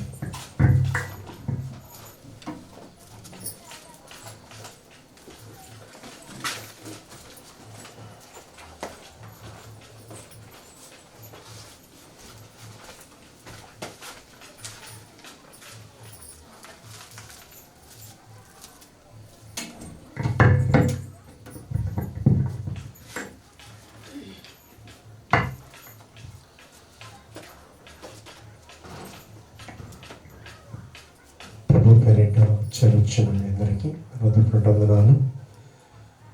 కళ్ళు మూసుకొని ప్రార్థించుకుందాం. పరిశుద్ధుడు మహాపరిశుద్ధుడు అయిన మా కన్న తండ్రి, నిఘనమైన మహోన్నతమైన సర్వోన్నతమైన నామమునకు కోటి స్తోత్రాలు వందనాలు చెల్లిస్తున్నాం. ప్రభు ఇంతవరకు ఎంతో లోతైన భావాలతో మమ్మల్ని బలపరచి తండ్రి నీ జ్ఞానమును మాకు బోధించి మాతో మాట్లాడినందుకు మీకు వందనాలు చెల్లిస్తున్నాం. మీరు మాట్లాడినటువంటి మాట, ప్రతి మాట తండ్రి మా హృదయంలో ఉంచుకొని వాటిని మరలా ధ్యానిస్తూ దానిలోని భావాలు పూర్తిగా అర్థం చేసుకొని మా జీవితాల్లో మేము ఎలా బ్రతకాలో, మరింత లోతైన భావాల్లోనికి మేము ఎలా వెళ్ళాలో మాకు నేర్పించండి. ఇంతవరకు మాతో మాట్లాడినందుకు మీకే కృతజ్ఞతాస్తుతులు చెల్లిస్తూ ముందున్నటువంటి సమయంలో కూడా మీరే మీ పరిశుద్ధాత్మ సహాయము ద్వారా తండ్రి మీరే మాట్లాడి మరింతగా బలపరిచి ఈ వాక్యాలు మరింతగా లోతైన భావాలు అర్థం చేసుకునే మహాకృప ధన్యతలోనికి మమ్మల్ని అందరినీ నడిపించమని చేరువచ్చిన ప్రియులందరినీ బట్టి మీకు కృతజ్ఞతాస్తుతులు చెల్లిస్తూ తండ్రి ముందున్నటువంటి సమయాన్ని ఈ చేతిలో సమర్పించుకుంటూ మీరిచ్చిన ఈ ధన్యకరమైన సమయమును బట్టి మీకు కృతజ్ఞతాస్తుతులు మరొకసారి చెల్లిస్తూ నన్ను తగ్గించుకొని మీ నామనకు పరుస్తూ అతి పరిశుద్ధమైన నామమున ఇచ్చిన ప్రార్థన సమర్పించుకొని వేడుకొని పొంది ఉన్నానని నమ్ముచున్నాము మా కన్న తండ్రి. ఆమేన్. ప్రభు పేరిట మరొకసారి మీ అందరికీ వందనాలు. ఈ అవకాశం ఇచ్చిన దేవాది దేవునికి కృతజ్ఞతాస్తుతులు చెల్లిస్తున్నాను. ఇంతవరకు మంచి చక్కని సందేశము ద్వారా దేవుడు మనతో మాట్లాడాడు. ఎవరు మాట్లాడాడు? పరిశుద్ధాత్మ దేవుడు మనతో మాట్లాడాడు. సరే, పాట విన్నాం కదా, పాట విన్నామా? విన్నాం, అందరూ విన్నారు కదా. వినిన పాఠము ఏం అర్థం చేసుకున్నారు? ఏం అర్థమైంది? సుమియోను దేని కొరకై కనిపెట్టాడు?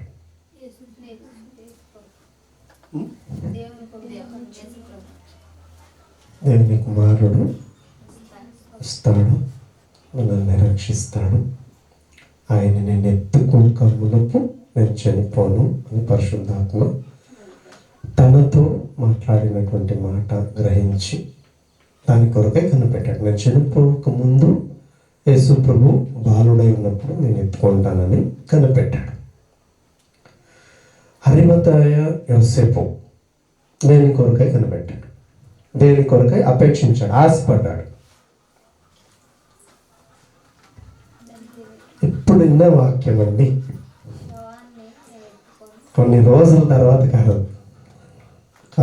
మంత్స్ వెనుక, 15 దినాల వెనుక వెళ్ళిపోలేము మనం. ఇప్పుడే జస్ట్ 5 minutes 10 minutes 10 నిమిషాలు వెనుక విన్నటువంటి వాక్యం మన అశ్రద్ధ ఎంత ఉందో కనబడుతుంది. మన అశ్రద్ధ ఎంత ఉందో అని కనబడుతుంది మనకు, మన ముందే కనబడుతుంది. చెప్పాలి, త్వరగా చెప్తే మన ముందుకు వెళ్దాం. మరి సమాధి చేయాలని ఆశపడ్డాడు. ఆయన యేసు ప్రభు భక్తుడే, కానీ ఆయన పబ్లిక్ భక్తుడు కాదు, రహస్యం ఉంది. ఆయన భక్తుడే, యేసు ప్రభు మీద ప్రేమ పెట్టుకున్నవాడు. ఆయన చనిపోయేసరికి ఏమైందో ఏమో తెలియదు, కానీ బయటకు వచ్చేసాడు. ఇంకేముంది, ఆయన వెళ్ళిపోయాడు. ఇంక నన్ను ఎవరేం చేసినా పర్లేదు, నాకేం భయం లేదు. ఇంకా ఆయన వెళ్ళిపోయాడు కదా, ఇప్పుడైనా నేను బయటకు రాకపోతే ఎలా అని ఆయన దేహాన్నైనా నాకు ఇవ్వు, నేను సమాధి తన కొరకై తొలిపించుకున్నటువంటి సమాధి. అరిమతసేపు తన కొరకై సమాధి కట్టించుకున్నటువంటి సమయంలో ఆ సమాధిలో యేసు ప్రభుని పెట్టాలని ఆశపడ్డాడు. మరి మనము దేని కొరకై కనిపెట్టాలి? వెరీ గుడ్, జ్ఞానోదయం అయ్యిందండి. పర్వాలేదు, బాగా స్పందిస్తున్నారు. దేని కొరకై కనిపెట్టాలి? ఆయన రాకడ కొరకై కనిపెట్టాలి. ఈ సమయంలో ఒక విషయము లోతైన భావంలో మనం ఆలోచించినప్పుడు ప్రతి ఒక్కరూ చాలామంది వాక్యాలు వింటూ ఉంటారు. ప్రతి వారం వింటున్నాం, మనం వింటున్నాం కదా, వింటున్నాం లేదా? ప్రతి వారం వింటున్నాం. ఏదో ఒక వారం ఏదో ప్రాబ్లమ్స్ వల్ల రాకపోయినా ఏదో ఒక సందర్భాన్ని ఎక్కడో ఒక సందర్భంలో దేవుడు తన మాటలు వినిపింపజేస్తూ ఉంటాడు. మొబైల్ ద్వారా కావచ్చు, ఎవరో ఒక మెసేజ్ ఇక్కడికి వచ్చి కూర్చోనకపోయినా ఎక్కడో ఒక చోట మనకు వాక్యం వినబడుతుందా లేదా? వినబడుతుంది. వింటున్నారా? వింటున్నవారా కదా. అయినా తప్పిపోతూ ఉంటారు. ఏదో ఒక విషయం, చిన్న విషయం కావచ్చు, పెద్ద విషయం కావచ్చు, ఏదో ఒక విషయంలో తప్పిపోతూ ఉంటారు. ఏం కారణమై ఉండొచ్చు? ఏం కారణం అండి? వాడు ఒక్కడు దొరికాడు కదా మనకు, ఒకడున్నాడు కదా. ఎందుకు? మనం ఎత్తోసేయడానికి. ఒక్కడున్నాడు, వాళ్ళని తోసేస్తాం. బాగుంది కదా, ప్లాన్ బాగుంది కదా. వాక్యం ద్వారా చూద్దామండి. ఎందుకు తప్పిపోతారు? ఎందుకు పడిపోతున్నారు? వింటారు, వాక్యాన్ని తప్పకుండా వింటూనే ఉంటారు. వింటుంటారా లేదా? వింటుంటారు. అయినా ఏదో ఒక విషయంలో తప్పిపోతూ ఉంటారు ప్రజలు. ఎందుకు? ప్రసంగి గ్రంథము 8వ అధ్యాయం 11వ వచనం చూద్దామండి. వాక్యము ఏం చెప్తుందో చూద్దాం. అది సత్యమా కాదా కూడా మనమే తెలుసుకుందాం. నిజమా కాదా అది అని చదవండి. ప్రసంగి గ్రంథం 8వ అధ్యాయము 8వ అధ్యాయం 11వ వచనం అండి.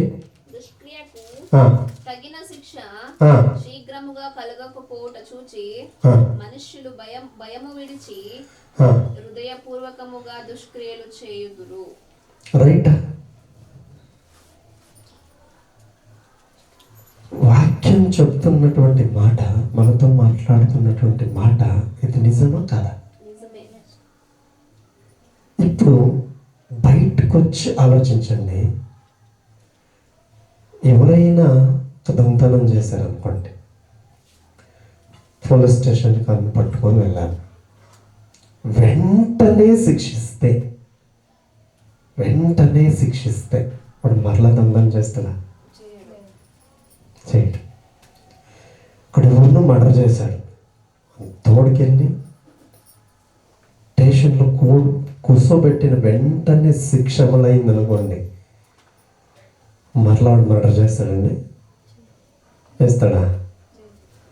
మన ఆంధ్రాలో ఒక వ్యక్తి ఒక ఆమెను చంపేసి జైలుకి వెళ్ళాడు, మళ్ళా బయటకు వచ్చాడు, మరలా ఇంకొక ఆమెను చంపేశాడు.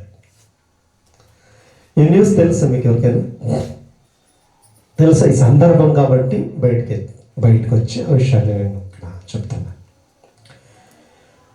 విన్నారు ఎవరైనా? వినలేదా ఈ మాట? ఒక ఆమెను మర్డర్ చేశాడు ఒకడు, కుర్రాడు చంపేసి మరలా జైలుకి వెళ్ళాడు, మరలా బెయిల్ వచ్చింది, బయటకు వచ్చాడు. మరలా ఎదురింటి ఆమె ఏదో తిట్టుకుంటూ ఉంటే ఆమెను చంపేశాడు. ఆమెను చంపేసి మరలా స్టేషన్కి వస్తున్నాడు, వాడే వచ్చాడు మంచి తీసుకొని తలెత్తుకొని వచ్చి అక్కడ పెట్టి, ఏమండి ఆమె నా గురించి ఏదో వాగుతుంది, నేను సహించలేకపోయాను, నరికేసాను. ఈ వాక్యం ఒకసారి చదవండి, 11వ వచనం. దుష్క్రియకు తగిన శిక్ష శీఘ్రముగా కలగపోవుట చూచి మనుషులు భయము విడిచి హృదయపూర్వకముగా దుష్క్రియలు చేయుదురు. సత్యమే కదండి, సత్యమే కదా. తను మర్డర్ చేసిన వెంటనే మనకి శిక్ష పడుంటే మరణ వచ్చి మర్డర్ చేసేవాడా? వాక్యం వింటూ వింటూ వింటూ మరలా ఏదో విషయంలో తప్పిపోతుందంటే ఏంటిది? ఏంటి దీనికి కారణం ఏదో ఉంటుంది కదా. ఏముంది చెప్పండి ఇక్కడ కారణము? ఏముందండి కారణము? తప్పు చేసిన వెంటనే శిక్ష కాబట్టి శిక్ష పడట్లేదు కాబట్టి భయము విడిచి భయం వేస్తున్నారు. చర్చికి ఒక రోజు రాలే, వెంటనే నీ కొట్టాడు అనుకోండి దేవుడు, అబ్బో వద్దురా బాబు నేను వెళ్ళి చర్చిలో కూర్చోవాలి అనేవాడు. వెంటనే దెబ్బ పడిందని వెంటనే మారేవాడు.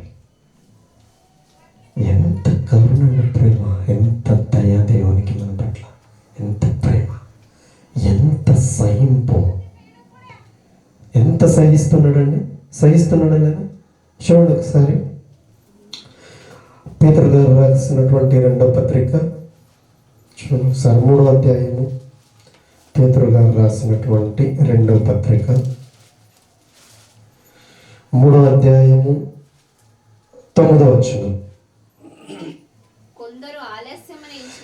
కొందరు ఆలస్యమని ఎంచుకొనున్నట్లు ప్రభువు తన వాగ్దానమును గురించి ఆలస్యము చేయువాడు కాడు గాని, ఆలస్యము చేయువాడు కాడు గాని ఆయన ఆలస్యం చేస్తున్నాడు.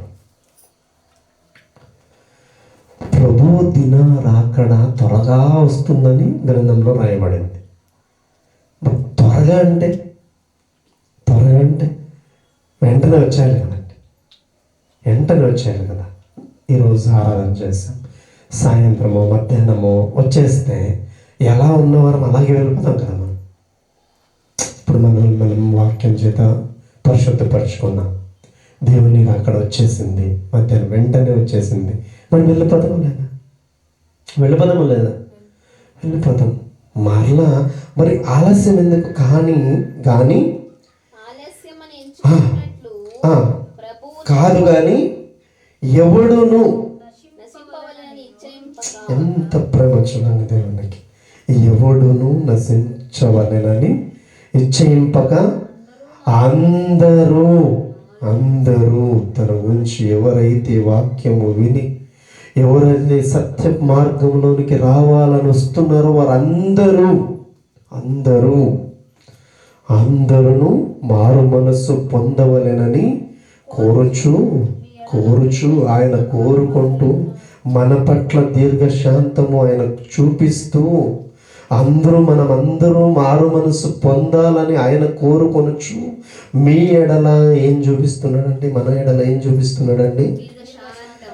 దీర్ఘశాంతము. ఎవడైనను వాక్యమును వినువాడయుండి దాని ప్రకారము ప్రవర్తించని వాడైతే వాడు అద్దములో తన సహజ ముఖమును చూచుకొని మనుషుని పోలి ఉన్నాడు. వాడు తన్ను చూచుకొని అవతలికి పోయి తానెట్టివాడో వెంటనే మర్చిపోను కదా. ఇలాగే ఉన్నారు కదా చాలా మంది ఇలాగే ఉంటారు కదా. ఏది వింటామో విని బయటికి వెళ్ళి వెంటనే మర్చిపోయేవారుగా చాలామంది ఉంటారా లేదండి? ఉంటారు లేదు? వెంటనే దీనికి కారణమే ఈరోజు చూసాము. వెంటనే ఎందుకు మర్చిపోతున్నారంటే వెంటనే శిక్ష పడట్లేదు. పడుతుందా వెంటనే శిక్ష? వేస్తున్నాడు దేవుడు? లేదు. దానికి వెంటనే విడిచిపెట్టేవారుగా ఉన్నారు. అందుకే ముందుకెళ్తే చూడండి, మత్తయి సువార్తలో యేసు ప్రభువు వారు చెప్పినటువంటి మాటలు, కొన్ని మాటలు ధ్యానించుకుందాం.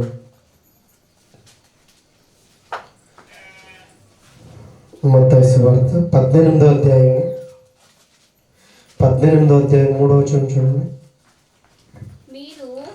మీరు మార్పు నుండి మనము వాక్యానికి వస్తున్న మనము, దేవుని ఆరాధించడానికి వస్తున్న మనము, సండే కేటాయించి అదే పనిగా దేవుని దినం ఇది, దేవుని ఆరాధించే దినము, దేవుని స్తుతించే దినము, మహోన్నతుని సన్నిధిలో గడిపే దినమని దాన్ని కేటాయించి వస్తున్న మనము, మీరు మార్పు నుండి బిడ్డల వంటి వారు అయితేనే గాని పరలోక రాజ్యములో ప్రవేశించరని మీతో నిశ్చయముగా చెప్పుచున్నాను. ఎలా కావాలంట మనము? ఎలా ఉండాలంట? బిడ్డల వంటి వారుగా ఉండాలి. బిడ్డల వంటి వారుగా ఉండాలి. బిడ్డల వంటి వారు. బిడ్డకి ఏమైనా తెలుస్తుందండి? చిన్న పాపకి ఏమైనా తెలుస్తుందా? అందుకే సహోదరు చెప్పినటువంటి అప్పుడే వాక్యంలో విన్నాం కదా, నరుని ఎలా సృష్టించాడంట దేవుడు? యథార్థవంతులుగా. ఆ లక్షణం ఎవరిలో చూస్తాం మనము? ఎవరిలో చూస్తాం? మనకి ఇప్పుడు కూడా కనబడుతుంటారండి యథార్థవంతులు, ఇప్పుడు కూడా కనబడుతున్నారు. ప్రపంచంలో యథార్థవంతులు ఎక్కడైనా ఉన్నారంటే ఎవరింట్లో చిన్న పాప ఉండదో అక్కడ గ్యారంటీ అంట. ఏమీ తెలియదండి వాళ్ళకి. కోపం ఉండదు, అసహ్యం ఉండదు, చెడు ఆలోచన అస్సలు ఉండదు. ఉంటుందండి వాళ్ళకి? ఉంటుందా? దేవుని రాజ్యాన్ని స్వతంత్రించుకోవడానికి వెళ్తున్నటువంటి ప్రజలు మనం. రైటేనా? ఇంకేమైనా ఉందా నిరీక్షణ? మనకి ఏదైనా ఉందా? వేరే నిరీక్షణ ఏదైనా ఉందా? ఉందండి? ఉందా? లేదు. దేవుని రాజ్యం స్వతంత్రించుకోవాలి, దేవుని రాజ్యంలో నేను ఉండాలి. ఇదే కదా మన నిరీక్షణ. అయితే మనం ఎలా ఉండాలంట? మీరు చదవండి, అదే వచ్చిన చదవండి ఇంకొకసారి. మనము మార్పు నుండి బిడ్డల వంటి వారైతేనే గాని పరలోక రాజ్యములో ప్రవేశింపరని మీతో నిశ్చయముగా చెప్పుచున్నాను. ఎలా కావాలంట మనం? ఎలా కావాలంట? బిడ్డల వంటి వారు. అలాంటి స్వభావాలు అవుతుంది. మరలా వెళ్ళి తల్లి గర్భంలోకి వెళ్ళి మరలా పుట్టి శిశువు కావడం అవుతుందా? ఇలాంటి క్వశ్చన్ వేసి ప్రభు దగ్గరికి వచ్చింది కదా ఒకసారి. వచ్చిందండి? వచ్చింది. మరలా నేను ఎలా జన్మించగలను? ఏంటి ప్రభు ఇలా చెప్తున్నావు అన్నాడు. అదేమంటే ఈరోజు మనకు వినబడుతుంది, మనం బిడ్డల వంటి వారు కాకపోతే దేవుని రాజ్యంలో ఎంత మాత్రము ప్రవేశింపలేము. కుయుక్తులు, కుట్రలు, అసూయ, ద్వేషము, పాపపు ఆలోచనలు, చెడు ఆలోచనలు, ఏమైనా ఆలోచనలు లోపల ఎన్నో పెట్టుకొని దేవుని ఆరాధించడం, స్తుతించడం, ప్రార్థన చేయడం, పాటలు పాడడం, ఇవన్నీ ఏమై కనపడతాయి? దేవునికి ఏమై కనపడతాయి? నాటకీయత. ఏం కనబడుతుంది? నాటకీయత. పొద్దున్న ఒక యాడ్ చేశాను నేను, మోహన మొబైల్కి వచ్చింది. బెంగళూరులో ಯಾವುದೋ ఒక నాటకం ప్రదర్శిస్తున్నారంట. దాంట్లో చేరడానికి 25,000 డిపాజిట్ అంట. ఎందుకు? నాటకంలో పాత్రలు నేర్చుకోవడానికి. కళ్ళు ముందే 1,000 నాటకాలు కనబడుతున్నాయి రా బాబా అనుకున్నా. ఒక్కొక్క నాటకాలు, ఒక్కొక్క డ్రామాలు. మనుషునికి అలవాటు అయిపోయింది. వివిధమైన తంత్రములు మనుషులు ఏం చేసుకున్నారు? కల్పించుకున్నారు. అందుకే దేవుడు మనతో మాట్లాడుతున్న మాట, ఆయన స్వరం మనకి వినబడుతున్నటువంటి మాట, మీరు శిశువుల వలె మారాలి. పసిబిడ్డలు ఏ రీతిగా యథార్థమైనటువంటి మనస్సు కలిగి ఉంటారు, అలాంటి మనస్సు మీరు కలిగి ఉండకపోతే మీరు ఎంత మాత్రము దేవుని రాజ్యమును స్వతంత్రించుకోరు అని చెప్తున్నాను. ఈరోజు ఒక మాట చూసుకొని మనం ముగించుకోవాలి.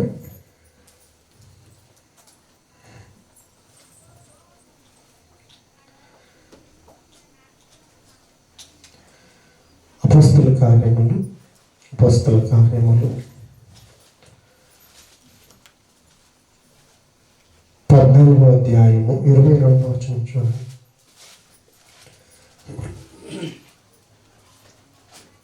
శిష్యుల మనస్సులను ఆ.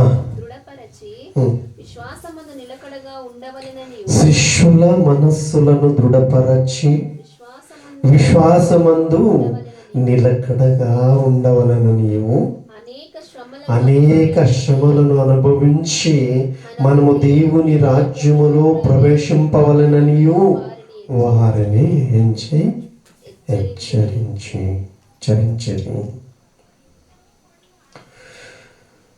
శిష్యుల మనస్సు ఏం కావాలంట?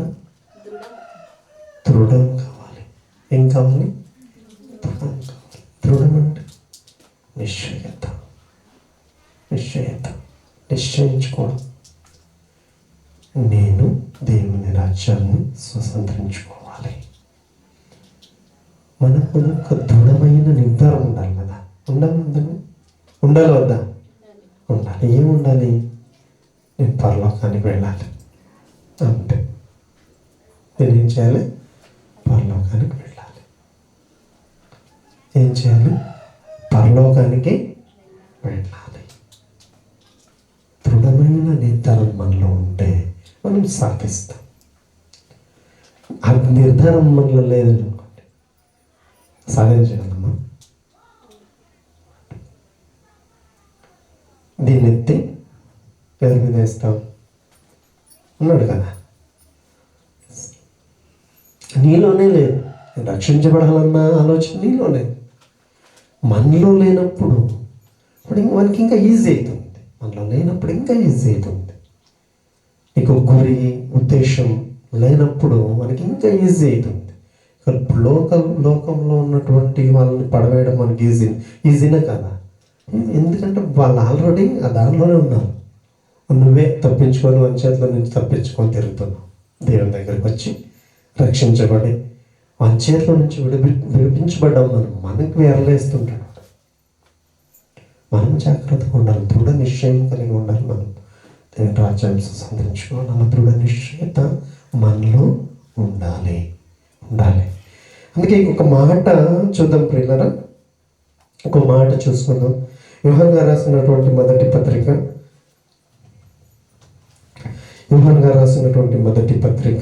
2వ అధ్యాయము 17వ వచనం అండి.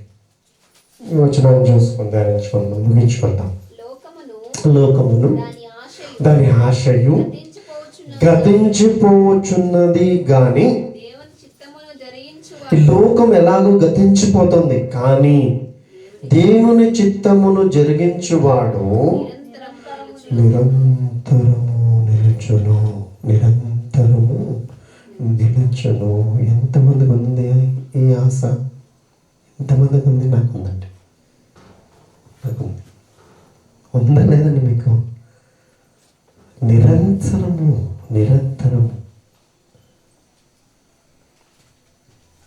మరి నిరంతరము నిలవాలంటే మనం ఏం చేయాలండి? దేవుని చిత్తమును, దేవుని ఆశను, దేవుని ఇష్టమును మనం నెరవేర్చాలి. దేవుని కోరికను మనము నెరవేర్చాలి. అప్పుడు నిరంతరము నిలిచి ఉంటాం. లోకం గతిస్తుంది. గతించిన వారిని కూడా చూసాం మనం. లోకంతో పాటు ఎంతమంది పోలేదండి. గత 10 సంవత్సరాలు వెనక్కున్నవారు, మనతో ఉన్నవారు, మనతో కలిసి ఉన్నవారు, మనతో భోజనం చేసిన వారు, మనతో పారాడిన వారు, మనతో కూర్చున్నవారు కొంతమంది ఉన్నారా? ఈరోజు ఉన్నారండి. గత 20 సంవత్సరాలు వెనక్కి వెళ్తే ఉన్నారా? ఉన్నారండి. నాన్న కావచ్చు, అమ్మ కావచ్చు. గత 15 సంవత్సరాల వెనక్కి వెళ్తే మనల్ని ఆదరించిన వారు, మనకు భోజనం పెట్టిన వారు, మనతో పాటు ఉన్నవారు ఉన్నారు. వాళ్ళు ఉన్నారా? ఈరోజు లేరండి. ఏమయ్యారండి? గతించిపోయారు. అలాగే ఈ లోకం కూడా ఒకరోజు గతిస్తుంది. లోకం కూడా ఏమవుతుంది? గతిస్తుంది. కానీ మనం నిలవాలనుకుంటున్నాం, దేవునితో పాటు ఉండాలనుకుంటున్నాం. అలాంటి మంచి మార్గంలో నడుస్తున్నాం. మరి ఏం చేయాలి మనము? దేవుని చిత్తాన్ని నెరవేర్చాలి. దేవుని ఇష్టాన్ని మనం నెరవేరిస్తే, చదవండి వచనాన్ని ఒకసారి, ఎంత బాగుందో. లోకమును దాని ఆశయు. ఏదేదో ఆశలు పెట్టుకున్నారండి చనిపోయిన వారంతా. పెట్టుకున్నవారు కదా. పిల్లలు పెళ్లి చేయాలనుకున్నారు, వాళ్ళు వెళ్ళిపోయారు. కరెక్టా? పిల్లలు బాగా చదివించాలనుకున్నారు, పిల్లలకి ఇల్లు కట్టించాలనుకున్నారు, పిల్లలకి ఏదో సంపాదన చేసి పెట్టాలనుకున్నారు. వాళ్ళ ఆశ ఏమైందండి?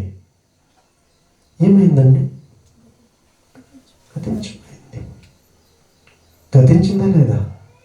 గతించిపోయింది. నిజంగా వాక్యం ఎంత సత్యం అంటే మన కళ్ళ ముందు జరుగుతున్నది చెబుతుంది, జరిగిపోయింది కూడా చెబుతుంది, మరలా రాబోయేది కూడా చెబుతుంది. రాబోయేది చెప్తుందండి వాక్యము. రేపు ఏమవుతుందో, రేపు నీ స్థితి ఏంటో, మన స్థితి ఏంటో, మనం ఎక్కడ ఉండాలో, నిజంగా ఎక్కడ ఉండాలంటే ఎలా ఉండాలో కూడా చెబుతుందండి. ఎంత మంచి వాక్యం అండి. మనం ధన్యులమండి. నిజంగా దేవుని వాక్యం వింటున్నామంటే, దాన్ని ధ్యానిస్తున్నామంటే, ఆయన పాద సన్నిధిలో కూర్చుంటున్నామంటే మనం ధన్యులమండి.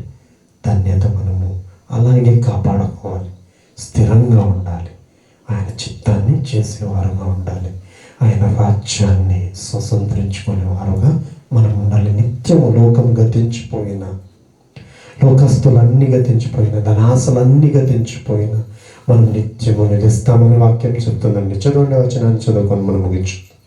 లోకమును దాని ఆశయు గతించిపోచున్నవి కానీ దేవుని చిత్తమును జరిగించువాడు ప్రభువాని చిత్తమును జరిగించేవాడుగా మమ్మల్ని అందరినీ మార్చమని వేడుకొనుచున్నాను. నిరంతరము నిలుచును. దేవుని చిత్తము జరిగించేవాడు నిరంతరము నిలుచును. ఈ వాక్యం మన పట్ల, వెనుకడిలో విన్న వారందరి జీవితాల పట్ల నెరవేరునుగాక. ఆమేన్. కళ్ళు మూసుకొని ప్రార్థించుకుందాం. పరిశుద్ధుడు, మహాపరిశుద్ధుడు అయిన మా తండ్రిని ఘనమైన మహోన్నతమైన నామమునకు కోటి స్తోత్రాలు, వందనాలు చెల్లిస్తున్నాం ప్రభా. ఎంతోమంది భక్తుల గురించి రోజు ధ్యానించాం తండ్రి. వారు ఆశపడ్డ ఆశను మీరు నెరవేర్చారు, సంతృప్తిపరిచారు. ఆయన వారు ఆశపడ్డది నీ కొరకే, నీ వాక్యం కొరకే తండ్రి. ప్రజల క్షేమము కొరకే, వారి రక్షణ కొరకే, వారి ఆత్మల రక్షణ కొరకే. అందుకే తండ్రి, మా ఆత్మల రక్షణ కొరకై తండ్రి మేము ప్రార్థిస్తున్నాం. సహాయం చేయండి.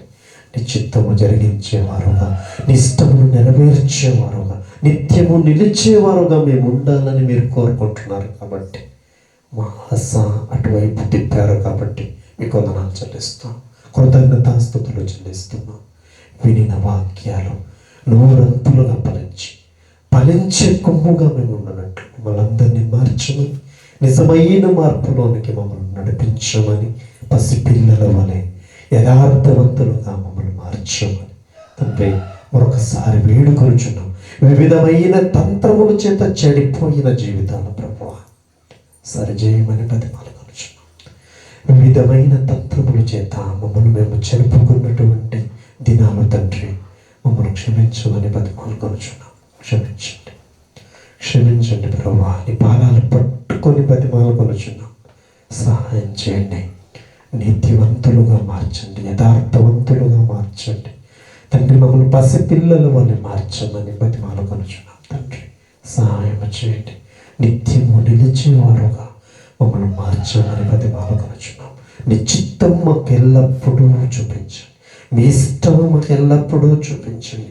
ఏది నీ ఇష్టమో మాకు నేర్పించండి.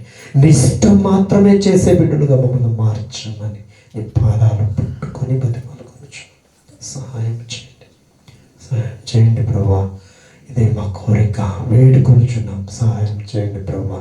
ఈ లోకములో ఎన్ని ఆశలున్నా ఈ లోకమంతయు గతిస్తుందని మీరు సెలవిచ్చారు. లోకపు ఆశలు, మాయలు మాకేమీ వద్దు తండ్రి. నీ చిత్తం మాత్రం చేసేవారుగా మమ్మల్ని అందరినీ సంపూర్ణంగా మార్చమని ఈరోజు సంఘానికి వచ్చిన వారిని రాని వారిని కూడా మీరే కనికరించి క్షమించి నీ వాక్యంలో స్థిరపరచమని, సంఘాన్ని బలపరచమని, భద్రపరచమని, వచ్చిన కొందరినైనా రక్షించమని బతిమాలుకోవచ్చు.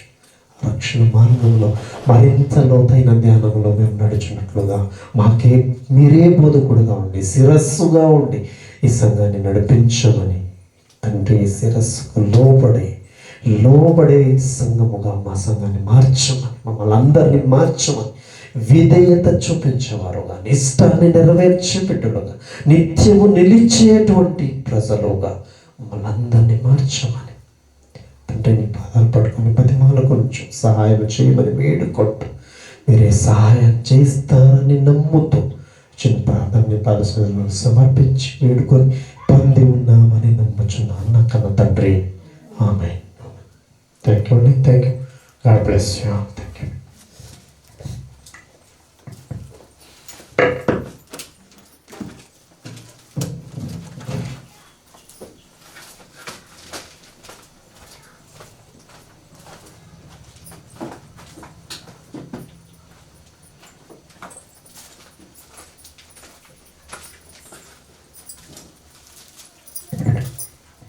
ఎంతో విలువైన మాటలు మాట్లాడిన అన్నయ్య గారికి సంఘం తరపున వందనాలు. అలాగే రొట్టెకొకరు, ద్రాక్షారసం కొకరు, స్త్రీలలో ఒకరు, పురుషులలో ఒకరు ప్రార్థన.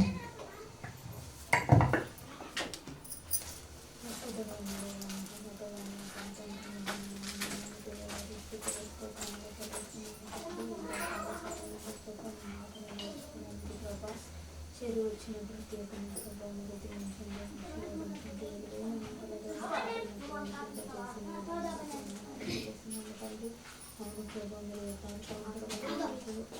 తండ్రి నన్ను కలిగించావు కనుక తండ్రి మేము ఈ రోజుల్లో ప్రభావ పసిపిల్లల ద్వారా తండ్రి ఆకలి మనసు కలిగి మేము జీవించడానికి మీరే సహాయం చేయమని వేడుకుంటూ తండ్రి మీరు అక్కడ ఎప్పుడు వస్తుందో తెలియదు, కానీ మేము నిరీక్షణ కలిగి తండ్రి మేము ఓర్పుతో సహనంతో ప్రభావ మీరు ఆకలి తండ్రి మేము వేడుకుంటూ తండ్రి ఈ లోకానికి ప్రభావ తండ్రి ఈ లోకానికి వచ్చినప్పుడు తండ్రి దేహం అంతా నలగొట్టుకుని తండ్రి మన కోసం మేము చేసిన తప్పుడు పనుల కోసం ప్రభావ తన మీద వేసుకుని తండ్రి గాయపరిచాడు ప్రభావ, గాయపరిచి మా కోసం బలియాగమై తండ్రి మేము చేసిన పాపాల కోసం తన మీద వేసుకున్నాడు తండ్రి. మేము ఆ రొట్టెకు తండ్రి ఆ దేహానికి సాదృశ్యంగా మేము రొట్టెని తీసుకోకుండా సమయోచి మాకు దయచేస్తాము కలిపి తెలిసి వేసొచ్చేసి మాలో చిన్న ప్రార్థన సమర్పించి వేడుకుంది మా కన్న తండ్రి.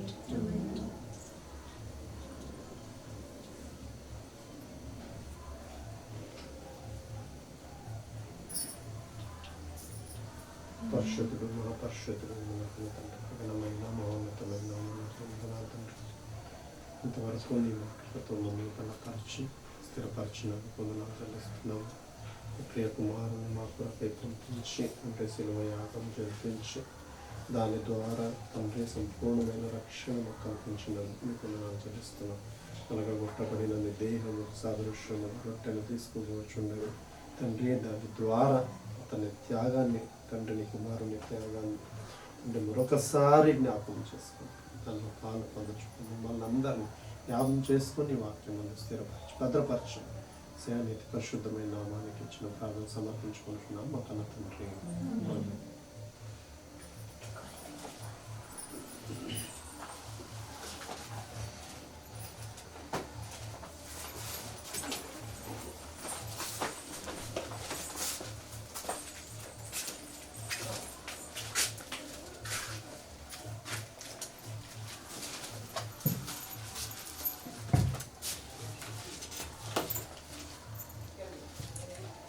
మీకు అప్పగించిన దానిని ప్రభువులన పొంది తిని ప్రభు అయిన యేసు తాను అప్పగింపబడిన రాత్రి యొక్క రొట్టెను ఎత్తుకుని కృతజ్ఞతాస్థుతులు చెల్లించి దానిని విరిచి, ఇది మీ కొరకైన నా శరీరము, నన్ను జ్ఞాపకము చేసుకున్నటకై దీనిని చేయుడని చెప్పాను. ఆ ప్రకారమే భోజనమైన పిమ్మట ఆయన పాత్రను ఎత్తుకొని, ఈ పాత్ర నా రక్తము వలనదై కొత్త నిబంధన, మీరు దీనిలోనిది తాగునప్పుడల్లా నన్ను జ్ఞాపకము చేసుకున్నటకై దీనిని చేయుడని చెప్పాను. మీరు ఈ రొట్టెను తిని ఈ పాత్రలో ఇది తాగినప్పుడల్లా ప్రభువు వచ్చే వరకు ఆయన మరణమును ప్రచురించుదురు. కాబట్టి ఎవడు అయోగ్యముగా ప్రభు యొక్క రొట్టెను తినునో లేక ఆయన పాత్రలోని ఇది తాగునో వాడు ప్రభు యొక్క శరీరమును గూర్చి రక్తమును గూర్చి అపరాధి అగును. కాబట్టి ప్రతి మనుషుడు తను తాను పరీక్షించుకొనవలెనని అలాగు చేసి ఆ రొట్టెను తిని ఆ పాత్రలోనిది తాగవలెను. ప్రభు శరీరమును వివేచింపక తిని త్రాగువాడు తనకు శిక్షావిధి కలుగుటకై తిని త్రాగుచున్నాడు. ఇందువలననే మీలో అనేకులు బలహీనులను రోగులునై ఉన్నారు, చాలా మంది నిద్రించుచున్నారు. అయితే మనలను మనమే విమర్శించుకొనిన ఎడల తీర్పు పొందక పోదుము. ఆమేన్.